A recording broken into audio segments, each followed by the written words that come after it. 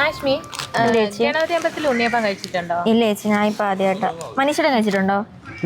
നമ്മുടെ നാടല്ലേ. ഓ, മനീഷേട്ടനൊക്കെ പിന്നെ എപ്പോഴും വരുന്നതല്ലേ. നമ്മുടെ നാടാണ്. അപ്പൊ നമുക്ക് ഏറ്റവും പ്രിയപ്പെട്ടതാണ് കൊട്ടാരക്കര ഗണപതിയും അദ്ദേഹത്തിന്റെ പ്രസാദമായ ഉണ്ണിയപ്പം എല്ലാം. മനീഷേട്ടാ, അപ്പൊ ഞാൻ ഒരു കാര്യം ചോദിക്കട്ടെ? ചോദിച്ചോളൂ. നമുക്ക് സാധാരണ അമ്പലത്തിലൊക്കെ നമുക്ക് പ്രസാദമായിട്ട് പായസം ഒക്കെ അല്ലേ, ഇവിടെ എന്താ ഉണ്ണിയപ്പം തരുന്നത്? അതിന്റെ പിന്നെ ഒരു കഥയുണ്ട്. കഥയെന്ന് പറഞ്ഞാൽ ഒരു കൊച്ചു വലിയ കഥ തന്നെ. അതായത് ആഷ്മി, നൂറ്റാണ്ടുകൾക്ക് മുൻപ് കൊട്ടാരക്കര പടിഞ്ഞാറ്റിൻകര ക്ഷേത്രത്തിൻ്റെ പണിപ്പുരയിലായിരുന്നു പെരുന്തച്ഛൻ. അവിടെ പ്രതിഷ്ഠിക്കാൻ അദ്ദേഹം പ്ലാവിൻ വേരിൽ അതിമനോഹരമായ ഒരു ഗണപതി വിഗ്രഹം കൊത്തിയെടുത്തു. എന്നാൽ ചില കാരണങ്ങളാൽ അവിടെ ആ വിഗ്രഹം പ്രതിഷ്ഠിക്കാൻ കഴിഞ്ഞില്ല. നിരാശനായ പെരുന്തച്ഛൻ വിഗ്രഹവുമായി കിഴക്കേക്കര മണികണ്ഠേശ്വരം ശിവക്ഷേത്രത്തിലെത്തി. ക്ഷേത്രത്തിലെ തന്ത്രിയുടെ അനുവാദത്തോടെ പെരുന്തച്ഛൻ തന്നെ ആ വിഗ്രഹം അവിടെ പ്രതിഷ്ഠിച്ചു. വിഗ്രഹം വെച്ച് കഴിഞ്ഞപ്പോൾ അദ്ദേഹം തന്ത്രിയോട് ചോദിച്ചു, ഉണ്ണി ഗണപതിക്ക് വിശക്കുന്നുണ്ടാകും, നിവേദിക്കാൻ എന്തുണ്ട്? തന്ത്രി അപ്പോൾ തയ്യാറാക്കി വെച്ചിരുന്ന 7 ഉണ്ണിയപ്പങ്ങൾ ഒരു ഈർക്കിലിൽ കോർത്ത് പെരുന്തച്ഛൻ നൽകി. ആ കൂട്ടുണ്ണിയപ്പം ഭക്തിയോടെ ഗണപതിക്ക് നിവേദിച്ച പെരുന്തച്ഛൻ ഒരു പ്രവചനവും നടത്തി. ഇവിടെ അച്ഛനേക്കാൾ മകൻ പ്രശസ്തനാകും.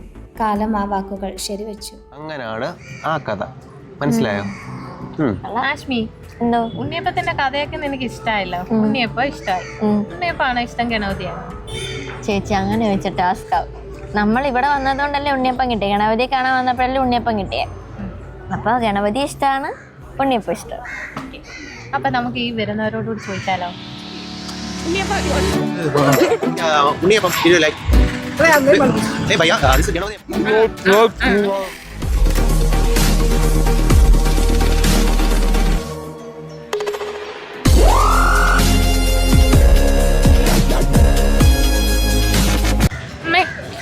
ഉണ്ണിയപ്പാണോ ഇഷ്ടം, ഗണപതിയാണോ?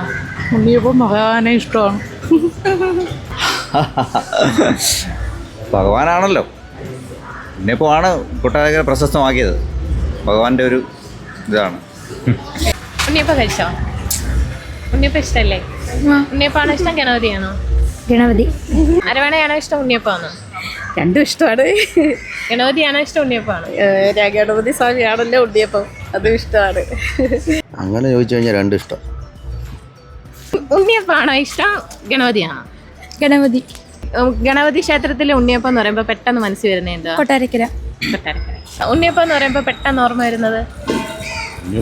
നമ്മൾ പണ്ട് പോലെ അമ്പലത്തിലേക്ക് വരുമ്പോൾ കിട്ടുന്നുണ്ട്. നല്ലൊരു മധുരമുള്ളൊരു പലഹാരമാണ്. വിശ്വാസത്തിന്റെ ഭാഗമായിട്ടാണോ അതോ ഒരു ഭക്ഷണമായിട്ടാണോ? നമ്മൾ വഴിപാട് നടത്തൂലേ, വഴിപാട് നടത്തുമ്പോഴത്തേക്ക് അർച്ചന കിട്ടുന്നത് അതിനകത്ത് പ്രസാദമായിട്ട് തരുന്നത് കൊണ്ട് നമുക്ക് ഇഷ്ടമാണ്, കഴിക്കാൻ ഇഷ്ടമാണ്. പ്രസാദമായിട്ട് കിട്ടുന്നതുകൊണ്ട് അതിനോട് ഇഷ്ടം. കദളിപ്പഴവും ശർക്കരയും പശുവിൻ നെയ്യും ചേർത്ത ആ പ്രത്യേക സ്വാദ്, ഇത് വെറുമൊരു മധുര പലഹാരമല്ല, ലക്ഷക്കണക്കിന് ഭക്തരുടെ വിശ്വാസമാണ്. ഇന്നും കൊട്ടാരക്കര ഗണപതിയുടെ നടയിൽ അപ്പം വാർക്കുന്ന അടുപ്പ് അണയാറേയില്ല.